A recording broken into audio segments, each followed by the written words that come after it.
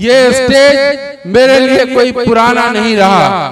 मैं जब गिल्ली डंडा खेला करता था तब इसी स्कूल में पढ़ा करता था। आज मुझे गौरव है इस बात का कि जिस स्कूल ने हमें क ख ग घ सिखाया, जिस स्कूल ने हमें ABCD सिखाया, जिस स्कूल ने हमें अलिफ बा ता सा सिखाया, हम उसी स्कूल के प्रांगण में खड़े होकर के अपनी आवाज बुलंद कर रहे हैं। मैं उस जमाने के अपने तमाम उस्ताद को, हमारे तमाम शिक्षकगण को मैं नमन करता हूं कि आप तमाम लोगों ने मुझे इस लायक बनाया और इसी मिट्टी में जो पढ़ाया था उसी को पढ़ लिख करके मैं आज बोल रहा हूं। मैं उन तमाम शिक्षकों का हार्दिक स्वागत और धन्यवाद करता हूं। मैं अब अपनी बात शुरू करता हूं आज के प्रोग्राम को लेकर कि ये न्याय के नवचेतना के होंकार, ये दिनकर की धरती से विद्यापति की धरती पर पधारे कन्हैया कुमार। मंचासीन नेताओं को मेरा हृदय से आभार। मधुबनी की पवित्र माटी का, मधुबनी की पवित्र माटी पर उपस्थित साथियों, गरीब की रोटी, किसान की जमीन, छात्र की किताब और मजदूर की मेहनत से प्यार करने वाले सभी जनमानस को मेरा सादर प्रणाम। मधुबनी, आज हम केवल एक रैली में नहीं जुटे हैं, हम बिस्फी में आज केवल एक रैली में नहीं जुटे हैं, जिसे रामधारी सिंह दिनकर ने अपनी कविता में विद्रोह का अग्रदूत कहा था। जिस धरती पर विद्यापति की मधुर वाणी में संघर्ष की सच्चाई और संस्कृति की चेतना थी, आज फिर उसी धरती से न्याय की एक नई हुंकार उठ रही है। यह हुंकार किसी एक व्यक्ति की नहीं है, यह आवाज उस छात्र की है जो बिना बिजली, बिना संसाधन के भी सपने देखता है। यह आवाज उस किसान की नहीं है जिसकी फसल को भगवान उगाता जरूर है लेकिन बाजार उसे लूट लेता है। जो हम सबसे भूख का हल निकालता है लेकिन उसके समस्या का सरकार के पास कोई हल नहीं है। यह आवाज उस मजदूर की जिसके हाथों में ताकत है लेकिन जेब खाली है। इन्हीं आवाज को बुलंद करने डॉक्टर कन्हैया कुमार, इन्हीं आवाज को बुलंद करने डॉक्टर कन्हैया कुमार जी हमारे बीच आए हैं। हमारे अपने बिहार की गोद और मिथिला की माटी के लाल, संघर्ष की आग में तपे, सपनों के उजाले से भरे एक ऐसे जननेता जो सिर्फ भाषण नहीं देते बल्कि उस रास्ते पर खुद चलकर दिखाते हैं। साथियों, यह न्याय संवाद कोई आम मंच नहीं है, यह एक जन आंदोलन की शुरुआत है। यह एक जगह है जहां सवाल पूछे जाते हैं और साथ में जवाब भी तलाशे जाते हैं।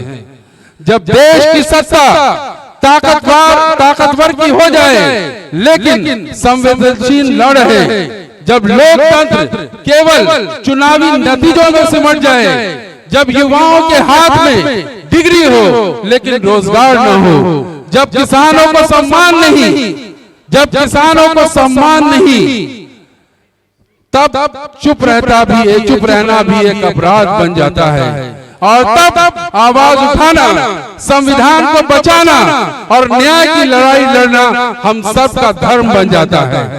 तो आइए न्याय की बात को गांव-गांव, गली-गली, हर दिल तक पहुंचाएं। आइए एक ऐसी राजनीति को जन्म दें जो डर नहीं दिखाती, भरोसा देती है। आइए कन्हैया कुमार के साथ कंधे में कंधा मिलाकर चले, डॉक्टर कन्हैया कुमार के साथ कंधे में कंधे मिलाकर चले, क्योंकि यह सिर्फ उनका संघर्ष नहीं, यह एक सपना है, ये हम सबका सपना है। साथियों, आज अन्याय की लाठी एक है तो न्याय चाहने वालों को भी अपनी पीठ एक करनी होगी, ताकि चाहे अन्याय की लाठी कितनी भी मजबूत क्यों ना हो, वो हमारी अखंड एकता के सामने टूटकर विखंडित हो जाएगी। अब डर नहीं, संवाद होगा। अब चुप नहीं, न्याय होगा। आपका एक कदम बिहार की राजनीति में नई सुबह की शुरुआत बन सकता है। मजदूर का पसीना, छात्र की कलम और किसान की जमीन, अब सबको उनका अधिकार मिलेगा। हम न अन्याय करेंगे और न सहेंगे। न्याय की इस ऐतिहासिक यात्रा में आप सबका स्वागत है। यह समय है डर को हराने का, चुप्पी को तोड़ने का और न्याय के लिए खड़ा होने का। अब डर नहीं, संवाद होगा। अब चुप नहीं, न्याय होगा। आपका एक कदम बिहार की राजनीति में नई सुबह की शुरुआत बन सकता है। एक ऐसी सुबह जहां मजदूर का पसीना बोझ नहीं, गरिमा बने। जहां छात्र की कलम हथियार नहीं, परिवर्तन का औजार बने। जहां किसान की जमीन मुनाफे का मैदान नहीं, आत्मनिर्भरता की जमीन बने। और जुल्मी, मैं अंत में एक शेर कहूंगा कि जुल्मी जब जब जुल्म करेगा सत्ता के हथियारों से, हम भी उसको ध्वस्त करेंगे एकताबद्ध के कतारों से। मैं मंच पे आसीन एक एक लोगों का शुक्रिया अदा करता हूं जो आप तमाम लोग यहाँ पे मौजूद हैं। किसी एक वक्त था कि बिस्फी में कांग्रेस की सरकार और ये पंजा लहलहाता था। आज कुछ दिनों से बिस्फी में कांग्रेस पार्टी कमजोर दिखती थी, लेकिन आज इस भीड़ ने साबित कर दिया है कि बिस्फी कांग्रेस की धरती रही है और आगे भी कांग्रेस की धरती रहेगी। हम मांग करते हैं अपने शीर्ष नेतृत्व से, हमारे सामने CWC के मेंबर आदरणीय कन्हैया कुमार जी मौजूद हैं।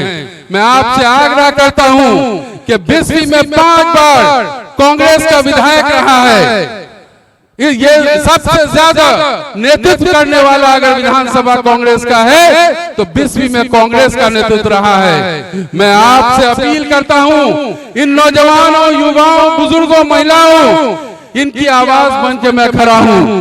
इनकी आवाज है कि आप लोग फिर से कांग्रेस को लाएं। ये फर्जी जो भाजपा की आवाज थी कि अच्छे दिन लाएंगे, उनके फर्जी अच्छे दिन को हम नेस्तो नाबूद करेंगे और हम अपने पुराने अच्छे दिन को और अच्छा करके लाएंगे।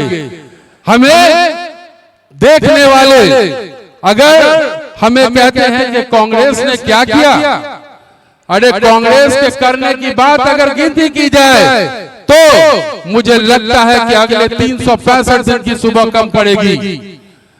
अगर हिंदुस्तान में सबसे अच्छे सेहत की बात होती है तो एम्स की बात होती है। एम्स किसने बनाया? हिंदुस्तान में सबसे अच्छे इंजीनियरिंग की बात होती है तो IIT की बात होती है। IIT किसने बनाया? हिंदुस्तान में अगर सबसे अच्छे मैनेजमेंट की बात होती है तो IIM की बात होती है। IIM किसने बनाया? ये फर्जीवाद लोग जो दावा करते हैं कि हमने देश को विकास की तरफ लेके पहुंचा दिया, ये फर्जीवाद अब नहीं चलेगा।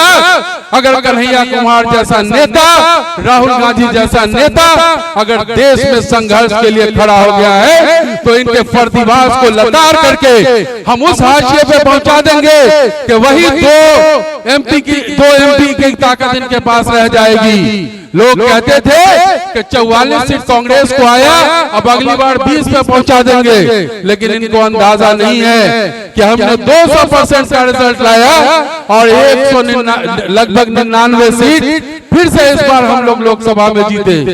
तो ये शुरुआत थी। उसके बाद अब बिहार का जो चुनाव है ये एक बहुत ही इंपॉर्टेंट चुनाव है। मैं तमाम लोगों से एक बात की अपील करता हूं कि वक्त की कमी है। आदरणीय कन्हैया कुमार जी का, हमारे राष्ट्रीय नेताजी का, उनका और भी प्रोग्राम है, तो मैं उनको ज्यादा सुनना पसंद करूंगा और आवाम भी आपको ही सुनने के लिए बेताब है। तो मैं एक बात कहूंगा, कन्हैया जी के लिए एक शेर मैंने पढ़ा कि कोई आसान नहीं था खेल, कोई आसान नहीं था खेल, कन्हैया कुमार ने जी ने जो कर दिखाया है, पूरे देश में इंकलाब बर्पा किया है। मैं इनके लिए एक शेर कह के अपनी बात को खत्म करूंगा। कन्हैया कुमार जी के लिए खास तौर से है कि ऐ वक्त मुझको खोखली दीवार मत समझ, ऐ वक्त मुझको खोखली दीवार मत समझ, क्योंकि सदियों से ज़लज़ले के मुकाबिल रहे हैं हम। बहुत बहुत धन्यवाद तमाम लोगों का। धन्यवाद। जय राहुल गांधी, जय सोनिया गांधी, जय मधुबनी, जय बिहार, जय बिस्फी की जनता। बहुत बहुत धन्यवाद।